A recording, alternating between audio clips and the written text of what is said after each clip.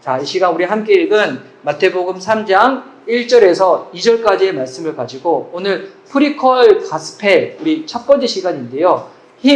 그를 위해 사는 사람, 그를 위해 사는 사람이라는 말씀의 제목으로 은혜를 누리고자 합니다. 우리 좌우에 계신 분들, 또 이 온라인으로 예배드리신 분들 서로 이렇게 축복하며 인사합시다. 예수를 위하여 사신 인생들하고 우리 예수님과 함께 하세요라고 서로 축복하면서 하겠습니다. 시작. 예수님과 함께 하세요. 할렐루야. 예. 자, 제가 이제 주보를 이렇게 뽑을 때 이게 제가 이제 되게 토요일 날 뽑은데, 그리고 제가 이렇게 금요일 날 앞으로는 우리 주일 날 이와 같은 주제로 말씀을 전할 거라고 제가 이렇게 메시지를 보내드렸었는데요. 근데 제 아내가 이제 이 메시지를 보고 난 다음에 프리퀄이 무슨 뜻이야? 라고 이렇게 혼자 말을 하시는 거예요. 근데 그 시리즈 영화 같은 것들을 이렇게 많이 보시는 분들은 하나의 이렇게 시리즈, 에피소드가 딱 성공을 하면 그 소재를 계속 살리려고 이 오리지널 시리즈는 있지만 그 앞전에 또 이야기를 또 만들잖아요. 그래서 그 앞전에 만들어진 이야기를 프리퀄이라고 하고, 그리고 그 이야기의 뒷부분에 붙는 거를 시퀄이라고 하거든요. 그래서 요즘은 이렇게 워낙 또 이렇게 시리즈 영화들이 많다 보니까, 특별히 그런 이렇게 대표적인 영화가 스타워즈 같은 게 있잖아요. 스타워즈가 처음에 나왔던 이 편이 우리 4편인데 그게 70년대 후반에 나왔었거든요. 거의 제가 태어났을 때 나왔었는데, 원래는 1편부터 만들고 싶었는데 그 감독이, 그런데 당시에는 그 기술력으로 그 본인이 원하는 영화를 연출할 수 없다 보니까, 그래서 4편, 5편, 6편을 만들고 시간이 한참 지나고 난 다음에 그 에피소드 1, 2, 3를 만들고 최근에 이제 7, 8, 9가 나왔거든요. 그래서 이제 저는 이 시리즈를 다 보진 않았어요. 근데 제 아들은 이걸 다 봤어요. 그래서 이게 이 시리즈를 다 만들어가지고 쭉 하는데, 그래서 우리 여러분 이 성경에도, 이 성경에 여러분 주인공이 누굽니까? 성경의 주인공이 우리 예수 그리스도, 우리 주님이시잖아요. 근데 주님이 이 복음서를 보면 각각 등장하시는 장면들이 있는데, 실제적으로 사역을 시작하심을 우리 공생애라고 하잖아요. 우리 마태복음에 보면 예수님의 공생의 시작은 이 4장 후반절부터 나오는데, 이번 4장 후반절이 있기 전에 그 앞부분에 마태복음 3장이 있잖아요. 그래서 마태복음 3장을 잘 이해를 하면 이 부분이 마치 영어로 따지면 프리퀄과 같은 장면이거든요. 마태복음 3장을 이해하면 어떻게 될까요?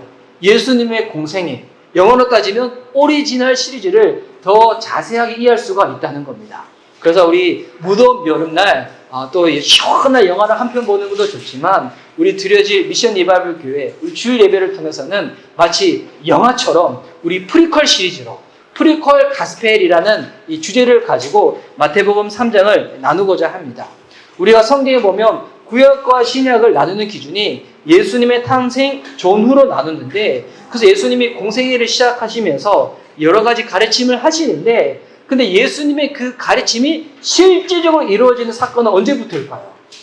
그건 복음서가 아니라 예수님의 십자가의 죽음, 부활 이후부터 예수님의 그 가르침이 성령을 받았던 제자들을 통하여 이루어지게 되는 겁니다.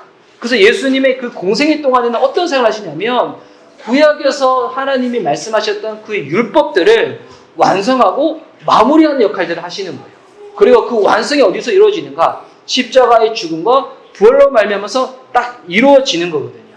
그래서 그 내용이 복음서에 딱 등장을 할 때, 이 신약성에 보면 네 가지 복음서가 있잖아요. 마태복음, 마가복음, 누가복음, 요한복음. 그 중에서 유대인들을 향한, 특별히 그래서 구약 성경이 가장 많이 인용되어 있는 복음서가 뭐냐면 이 마태복음입니다. 그래서 이 마태복음에는 특별히 구약에 나와 있는 율법과 이어진 내용들이 많이 나와 있거든요. 그래서 이 마태복음 이 3장을 보면서 우리 자세히 이해하다 보면, 예수님의 탄생이 갑자기 급작스럽게 딱 이루어진 것이 아니라 구약에서 말씀하셨던 그 모든 예언의 성취로 인해서 예수님이 이 땅에 오셨구나라는 것을 우리가 알 수가 있습니다.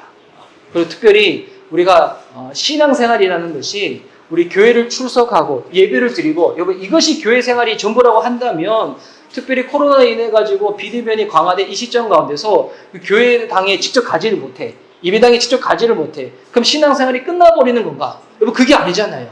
여러분 신앙생활이 무엇입니까? 어떤 사람은 신앙생활을 설명할 때 인생의 목적어가 바뀌는 것이 신앙생활이라고 설명하시는 분들이 있어요. 물론 맞습니다. 예수님 믿으면 우리가 바라는 인생의 이 목적하는 바가 달라지게 되죠. 근데 여러분, 인생의 목적은 달라졌는데 만약 내 인생의 주어가 바뀌지 아니하면 여러분, 그 신앙생활이 진짜 힘들거든요. 흔히 말해서 내 인생의 주인은 안 바뀌었어. 근데 목적은 바뀐 거야. 그런 상태에서 신앙생활하면 어떻게 되는가? 약간 속된 표현이지만 개고생하게 됩니다. 내 능력과 실력으로 하나님으로 말미암아서 바뀌어진 인생의 목적을 여러분 살아낼 수가 없는 거거든요. 그래서 신앙생활은 무엇인가? 이전에는 나였는데 내가 무엇을 하고 내가 어떠하고 이거였는데 이제 이게 주어가 바뀌는 거예요. 인생의 주어가 누구로?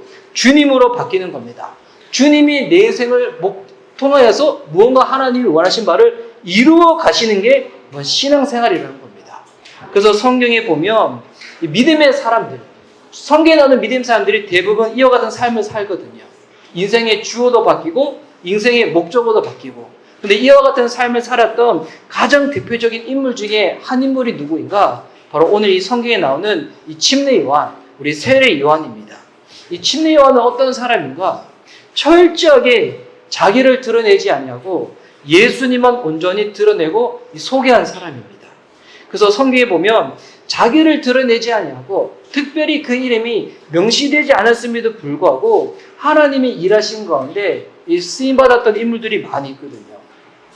특별히 이제 우리 청년들은 가장 관심이 있는 게 연애 결혼이잖아요. 근데 우리 교회는 또 연애 결혼에 또 관심 없는 청년들도 많이 있어요. 예. 근데 연애 결혼에 관심이 많이 있는데, 근데 보면 특별히 이제 우리 청년한테 소망을 주는 이 창세기 말씀이 있거든요. 창세기 24장에 보면 이삭이 대충 나이가 40이 됐음에도 불구하고 아직 결혼을 못한 거예요. 그때 이제 아브라함이 이 아들을 결혼시키기 위해 가지고 어떻게 하는가? 종을 보내요. 리브가를 그 종이 딱 데려오는데, 근데 당시에 여러분 그 종의 이름을 아시는 분? 예.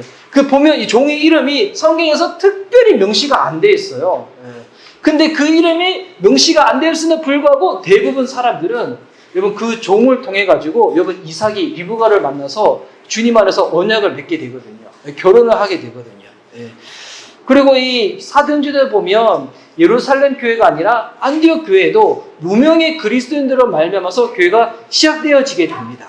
여러분, 결국 여러분 우리 인생의 목표라는 게 주님을 알기 전에는 내 이름을 남기는 것, 나의 명예, 나의 어떠한 것, 이거를 드러내는 게 인생의 목표였다면, 여러분 예수님 믿고 난 다음에는 우리 인생의 목표가 뭘까요?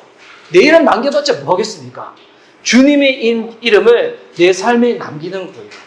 내 삶을 통하여 주님의 흔적을 남기는 겁니다. 그래서 여러분 예수님 잘 믿는 사람들은 삶뿐만이 아니라 그 사람이 생활했던 공간에도 보면 여러분 뒷정리가 깔끔해요. 예. 그래서 여러분 예수님 잘 믿는 청년들은 여러분 출근할 때 집 정리 잘하고 나셔야 됩니다. 왜?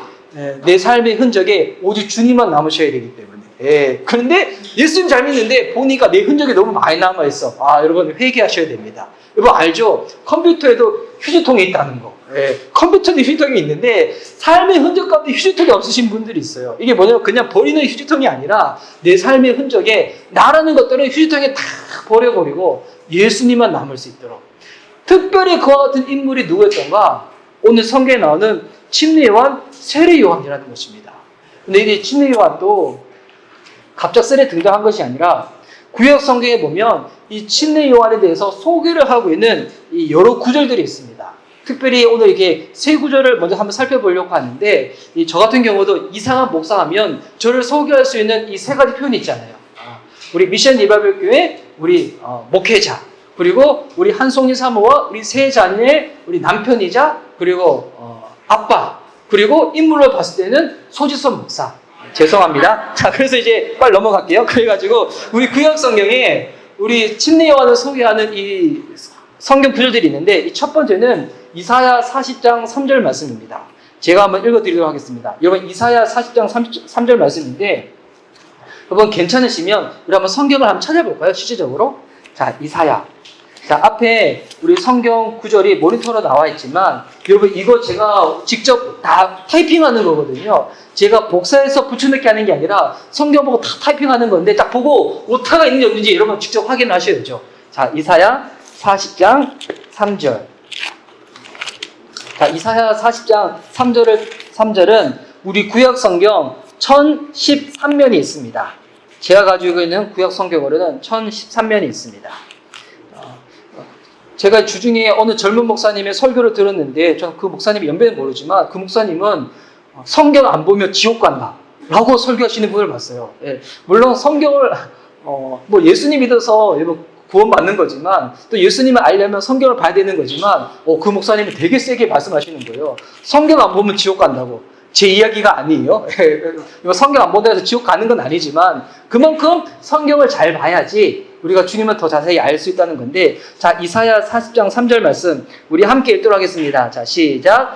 외치는 자의 소리여 이르되 너희는 광야에서 여호와의 길을 예비하라. 사막에서 우리 하나님의 대로를 평탄하게 하라. 아멘. 여기 보면 외치는 자의 소리여 너희는 광야에서 여호와의 길을 예비하라 라고 하는데, 여기서 광야에 외치는 자의 소리, 여러분 이 성경 구절을 가지고 와서 신약 성경에서 인용을 하거든요.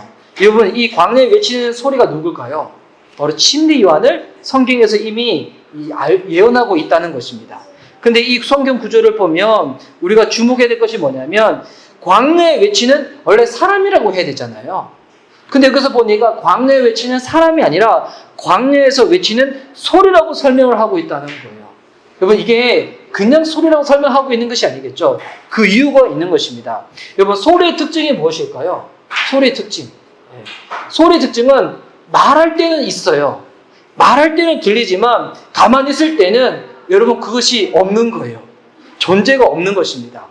여러분 사람은 그 사람이 기억나는 거지만 여기서 광야에 외치는 소리는 뭐냐면 침례 요한을 기억하는 것이 아니라 침례 요한을 통해서 선포되어지는 그 메시지, 여러분 그것이 중요하다는 것입니다.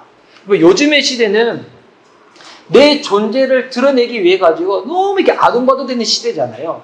인스타 사진을 찍을 때도 보면 특별히 우리나라 사람들의 이 사진 찍을 때 특징이 있어요. 만약에 이게 놀이공원 간다, 그럼 특별히 이게 캐릭터들이 있잖아요. 여러분 이제 디즈니랜드를 갔다, 그러면 디즈니랜드에 상징하는 캐릭터가 있잖아요. 미키마우스. 그러면 대부분 외국 사람들은 미키마우스를 찍어요. 근데 한국 사람들은 어떻게 찍어요? 미키마우스 앞에 있는 나를 찍어요. 이렇게 맞죠? 이게 한국 사람들의 사실 특징이에요. 아무리 좋은 곳에 가더라도 그 배경을 찍는 것이 아니라 그 배경 앞에 서 있는 나를 찍잖아요. 이게 한국 사람들의 이게 특징인데, 왜냐하면 그만큼 한국 사람들은 이 치열한 이 사회 가운데서 나라는 존재감이 되게 무시되거든요. 직장 가면 직장 안으로 무시당하고, 가정에 있으면 가정인대로 무시당하고, 그러니까 사진을 찍을 때 나를 남기고 싶은 거야. 그러니까 좋은 곳에 가는 게 중요한 것이 아니라 좋은 곳에 가 있는 나를 남기는 게 중요한 거거든요. 저도 이번 한 주간 제가 찍혔던 사진 보니까 바다를 찍은 게 아니라 바다 앞에 서 있는 저를 찍고 그랬는데, 근데 이게 우리 인간의 연약함인 거예요. 나의 어떠함을 드러내고 싶은 거. 그런데 예수님은 충만한 사람들은 어떠한가? 나를 드러내려고 하는 시도와 노력 가운데 이제는 힘들게 살아가지 않는다는 거예요. 나는 소리여도 상관없는 것입니다. 내 안에 담겨져 있는 그 예수님, 그 메시지를 드러내면 된다는 거예요. 침례요한은 어떤 사람이었던가? 자기를 드러내는 사람이 아니라 나를 통하여 드러나는 예수님의 그 메시지, 그 복음, 그것을 증거했던 사람이라는 것입니다. 또한 침례요한은 어떤 사람인가? 이 말라기 3장 1절에 나와 있는데요. 또 한번 찾아보도록 하겠습니다. 이거 말라기 성경은 우리 구약 성경 제일 마지막에 나와 있습니다. 구약 성경 제일 마지막. 말라기 3장 1절. 말라기라고 했는데, 말라기가 성경에 있었던 이름이야? 라고 하시는 분은 회개하시고 찾으시면 됩니다. 자, 말라기 3장 1절. 자, 제가 가지고 있는 구약 성경으로는 1328면에 나와 있습니다. 말라기 3장 1절 말씀 우리 함께 읽도록 하겠습니다. 시작. 만군의 여호와가 이르노라. 내가 내 사자를 보내리니 그가 내 앞에서 길을 준비할 것이요 또 너희가 구하는 바 주가 갑자기 그의 성전에 임하시리니 곧 너희가 사모하는 바 언약의 사자가 임하실 것이라. 아멘. 여기 보니까 이 만군의 여호와 우리 하나님께서 누구를 보내신다고요? 사자를 보내신다는 거예요. 여기서 말하는 사자는 동물 어흥 사자가 아니에요. 제가 이제 좋아하는 삼성 라이온즈 그 사자가 아니라 이 사자가 누굴까요? 영어 성경을 보면 이게 메신저라고 나와 있어요. 그러니까 여호와 하나님이 보내시고자 하시는 그 사람을 통하여 하나님의 메시지가 전달되어진다는 것입니다. 여러분 중요한 것은 뭐냐면 여기 성경 보니까 내가 내 사자를 보내리니 주님께서 이 메신저를 보내신다는 것입니다. 그러니까 주님이 보내셨으니까 이 메신저가 해야 될 역할은 뭘까요? 나의 이야기가 아니라 나를 보내신 그분의 이야기를 해야 된다는 거예요. 제가 이게 몇 주 전에도 한번 난주했었는데 여러분 이 설교와 연설의 차이가 뭔지 아세요? 강연과 설교의 차이가 뭔지 아세요? 이건 이 강연과 연설이 아무리 이렇게 유창한 언변을 가지고 이야기한다고 할지라도 이 연설과 강연은 절대적으로 설교가 될 수는 없어요. 왜냐하면 연설과 강연은 무언가 나의 이야기, 세상의 어떤 정보들, 나의 생각을 전하는 것이잖아요. 근데 설교는 무엇인가? 설교는 만약에 설교자가 약간 이렇게 전달력이 떨어져가지고 오늘하게 전한다고 할지라도 설교는 왜 위대한가? 나의 이야기를 하는 것이 아니라 그의 이야기, 그의 생각을 전하는 것이기 때문인 것입니다. 그래서 여러분 우리가 설교를 들을 때도 중요한 게 뭐냐면 그 안에 담겨져 있는 하나님의 메시지, 주의 복음을 듣는 게 중요하다는 것입니다. 그리고 또 이게 구약 성경에 보면 또한 우리 침례요한을 설명하고 있는 구절이 있는데요. 우리 똑같은 말라기 4장 우리 5절 말씀입니다. 말라기 4장 5절 말씀 보시기 바랍니다. 자, 말라기 4장 5절 말씀을 또 우리 함께 읽도록 하겠습니다. 자, 우리 시작. 보라, 여호와의 크고 두려운 날이 이르기 전에 내가 선지자 엘리야를 너에게 보내리니. 자, 보니까 하나님께서 선지자 엘리야를 다시금 보내신다는 것입니다.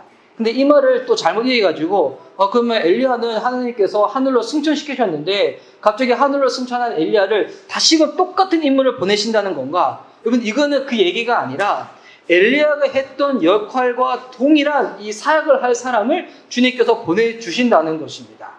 그래서 이 침례요한이 태어난 이 배경에 대해서 또 다르게 설명되어 있는 이 누가복음에 보면 또 이 엘리야를 어떻게 설명하고 있냐면 자, 지금까지는 구약 성경에서 이 침례요한을 설명했던 내용들인데 자, 우리 신약 성경에 누가복음 1장 17절 보십시오. 자, 누가복음 1장 17절. 자, 오늘 찾는 성경 구절이 많죠? 누가복음 1장 17절.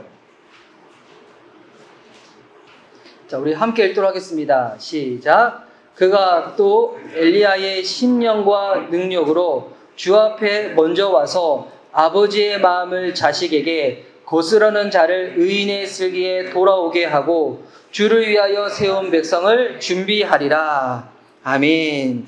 자, 보니까 이것은 침례요한에서 설명하고 있는데 침례요한이 어떤 일을 한다는 거예요. 그가 또 엘리야의 신령과 능력으로 주 앞에 먼저 와서 아버지의 마음을 자식에게 거스르는 자를 의인의 슬기에 돌아오게 주를 위하여 세운 백성을 준비하리라.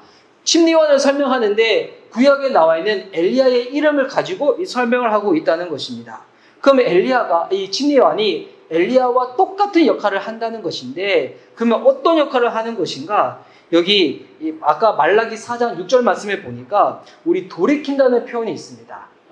말라기 4장 6절 보면 아버지의 마음을 자녀에게로 돌이키게 하고 자녀들의 마음을 그의 아버지에게로 돌이키게 하리라. 돌이키지 아니하면 여기 돌이킨다는 말이 계속 나와 있죠. 우리말로 3번에 나와 있는데 이 돌이킨다는 말을 히브리어로 뭐라 하냐면 이 슈브라고 하거든요. 발음은 슈브인데 이게 구약 성경에서 정말 많이 나오는 단어예요. 돌이키라, 돌아오라. 이것이 뭐냐면 회개하라는 단어가 히브리어로 이 슈브라는 것입니다. 여러분 이 인간은 어떤 특성을 가지고 있는가? 가만히 놔두면 하나님을 떠나가고자 하는 그 같은 본성을 가지고 있다는 거예요.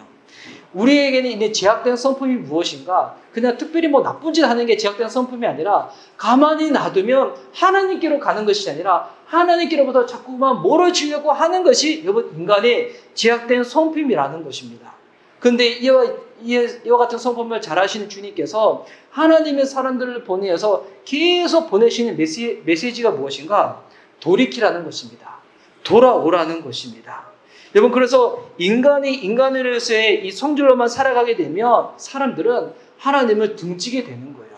하나님을 등지게 되어서 보이는 인간의 그 마지막 최고의 이 극상치의 모습이 뭐냐면 휴머니즘이거든요.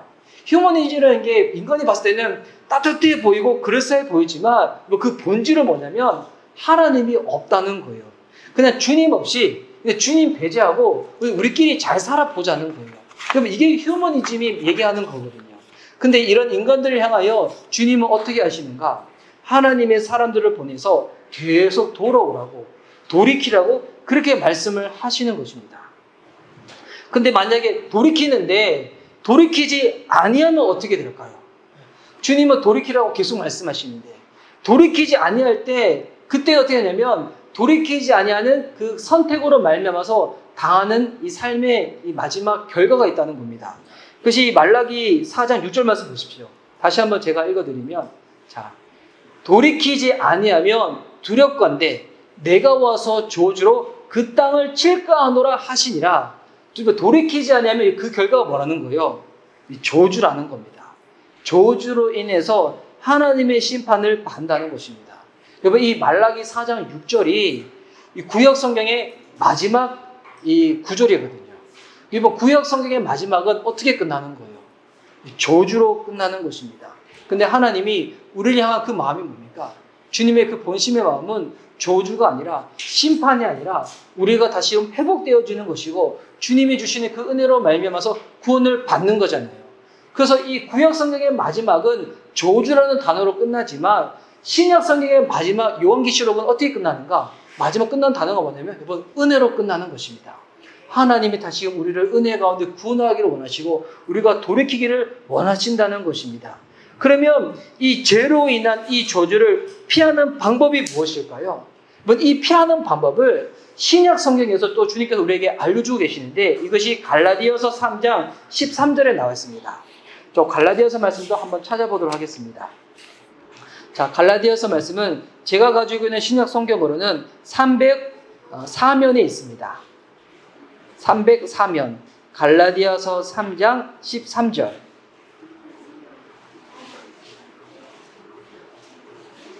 갈라디아서 3장 13절 말씀을 우리 다 함께 한 목소리를 읽도록 하겠습니다. 자, 시작.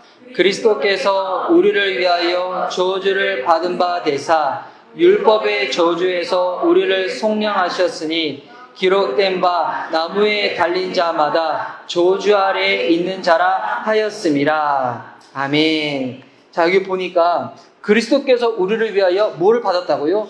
저주를 받았다는 거예요. 원래 하나님을 돌이킨 인간이 받아야 될 게 저주인데 근데 이 저주를 누가 대신 받으셨다는 거예요? 그리스도께서 우리를 위하여 저주를 받았다는 거예요. 그래서 주님이 받으신 그 저주는 어떤 것일까요? 기록된 바 나무에 달린 자마다 저주 아래에 있는 자라 하였음이라. 예수님께서 나무 십자가에 달리신 것, 그것이 바로 예수님이 받으신 이 저주라는 겁니다. 그래서 여러분 이것이 신약 성경에도 동일하게 나와 있는데요. 신명기 21장 22절 23절 말씀인데 오늘 성경을 엄청 많이 보죠. 자, 신명기 21장.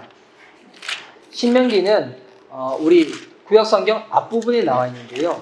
제가 가지고 있는 구약 성경으로는 295면에 나와 있습니다.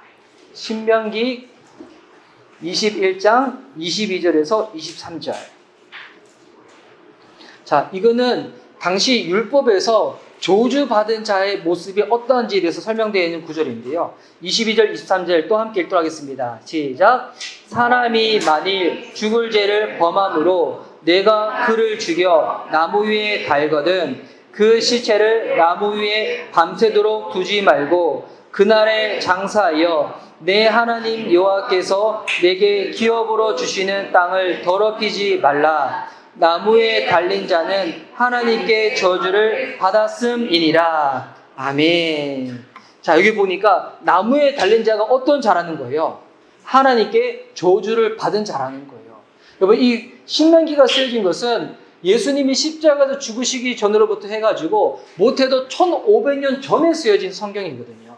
그러니까 1500년 전부터 하나님이 이미 구약 성경을 통하여서 예수 그리스도, 하나님 보내신 메시아를 통하여 우리 인간을 구원할 방법을 이미 말씀하여 주셨다는 것입니다. 결국 여러분, 이것을 정리를 하면 예수님이 우리를 위하여 무엇을 하셨는가? 저주를 받으셨다는 겁니다. 예수님이 받으셨던 그 저주는 바로 나무 십자가에서 바로 죽으셨던 것이었죠. 그러면 예수님이 저주를 받으셨다. 우리의 죄를 인해 가지고 이 모든 죄값을 치르셨다. 그럼 그것을 보는 우리 인간, 우리가 해야 될 일은 무엇일까요? 돌이키는 것입니다. 히브리어 말로 슈브를 하는 거죠. 이게 바로 회개라는 것입니다.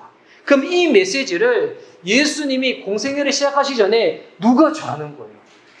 바로 마태복음 3장에 보니까 침례 요한이 이 메시지를 전하는 것입니다. 그래서 여러분, 침례 요한이 사역을 할 때 그가 전했던 첫 번째 메시지가 무엇인가? 바로 이것이 마태복음 3장 2절에 나왔습니다. 오늘 것도 우리 본문이죠. 다시금 돌고 돌아서 오늘의 본문으로 돌아갑니다. 마태복음 3장 2절 말씀. 침례 요한이 광야에서 외치는 자의 소리가 되어서 전파하였던 그의 메시지입니다. 어떤 메시지를 전했는가? 3장 2절 말씀 다 함께 읽도록 하겠습니다. 시작! 회개하라, 천국이 가까이 왔느니라 하였으니. 아멘. 첫 번째 메시지가 뭔가? 회개하라는 거예요. 히브리어로 슈브하라는 거예요. 예수님이 우리를 위하여 저주를 대신 받으실 것이기 때문에 그분께로 돌아오면 다시 우리가 구원을 받고 그분 안에서 살 수가 있다는 것입니다. 그래서 이것은 아까 말라기 4장 6절에 있는 말씀을 그대로 인용을 해가지고 침례 요한이 이 메시지를 전하고 있다는 거예요. 여러분, 신앙생활이 무엇인가? 우리 인생이 주어가 바뀌는 거라 했잖아요. 내가 아니라 주님으로 바뀌는 겁니다. 이전에는 나의 이야기, 나의 메시지, 나의 생각이었는데 주님께로 돌이키고 난 다음에는 이제는 나의 이야기가 아니라 그의 이야기, 그의 메시지, 그의 생각을 전하는 것입니다. 여러분, 이것을 전하기 위하여 살았던 믿음의 인물이 누구였던가? 침례 요한이었다는 거예요. 그 침례 요한은 자기가 아닌 예수님을 위하여 존재했던 사람, 예수님을 위하여 살아갔던 사람이라는 것입니다. 여러분, 이것이 침례 요한의 삶뿐만이 아니라 하나님의 형상으로 빚어진 바로 인간이 살 수 있는 최고의 삶이 무엇인가? 바로 예수님을 위하여 존재하고 주님을 위하여 살아가는 삶인 줄 믿습니다. 최근에 이제 보면 워낙 코로나로 인해 가지고 막 힘들어지다 보니까 뭐 부동산이든 뭐 코인이든 아니면 뭐 주식이든 요즘은 이렇게 어떻게 해야지 이 재테크를 잘해 가지고 노후 대책을 잘할 수 있는가? 여러분, 그것 가운데 신경을 많이 쓰고 있잖아요. 보면 저도 진짜 안타까운 게 요즘은 20대, 30대들도 워낙 이게 경제적으로 이 부의 평준화가 이루어지다 보니까 이미 20대, 30대부터 어떻게 하면 돈을 많이 벌까? 노후 대책을 이미 준비하고 있는 거예요. 20대, 30대부터. 노후 대책도 준비를 해야 되겠지만, 근데 여보, 노후 대책보다도 훨씬 더 중요한 게 있는 것이 있다는 겁니다. 그게 바로 뭔가? 사후 대책이라는 거예요. 우리가 이 땅에서 오래 살아봤자 얼마나 오래 살겠습니까? 또 여러분, 신앙의 목적은 단순히 오래 사는 게 목적은 아니잖아요. 예수님이 우리에게 허락하신 것은 영생을 허락하신 거예요. 우리는 주님 나라에서 일시적으로 사는 인물들이 아니라 영원토록 산다는 거예요. 영생, 구원, 그 생명이 우리에게 주어졌다는 겁니다. 그래서 여러분, 믿는 자에게 가장 중요한 것은 사후 대책이라는 거예요. 주님 나라 들어갔을 때 내가 어떤 상급을 받고 어떤 영광 가운데 이것을 누리며 살아갈 것인가? 여러분, 이것이 언제 결정되어지는가? 그 나라 가서 결정되어지는 것이 아니라 이 땅을 살아가는 동안에 우리가 어떻게 사느냐에 따라 가지고 주님을 만나게 되는 것이고 주님께서 우리에게 허락하시는 그 상을 누리게 된다는 것입니다. 여러분, 그래서 우리가 지금 하고 있는 이 일들, 우리가 저는 목회를 하고 있고 일상에서 살고 있고 직업을 가지고 있고 가정에서 일하고 있는 일이 의미가 있으려면 이 모든 것들이 영혼과 맞닿아 있어야 되는 거예요. 우리가 하고 있는 일을 뭐 접어버리고 난 이제 교회 안에서만 살래. 이게 아니라 일상에 살더라도 영혼과 맞닿아 있다는 것은 주님을 생각하고 주님으로부터 동기를 물어보고 하나님의 마음을 알고 주의 뜻 가운데 내가 직업을 가지고 내가 일을 하고 가정을 꾸리며 나아갈 때 이 모든 것들이 영혼과 맞닿아서 나중에 주님 만날 때에도 우리의 삶 가운데 주님께서 놀라운 상급으로 함께하여 주신다는 것입니다.